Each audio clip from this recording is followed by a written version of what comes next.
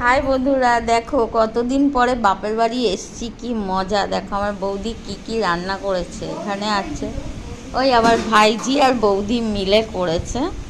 আর এখানে আছে পটল ভাজা। ডালটা দাও।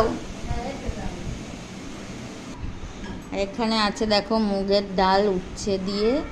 আর এখানে আছে চিংড়ি মাছের মালাইকারি, এখানে খাসির মাংস, এখানে রাইস, ফ্রাইড রাইস, আর এখানে আছে চাটনি আর দই,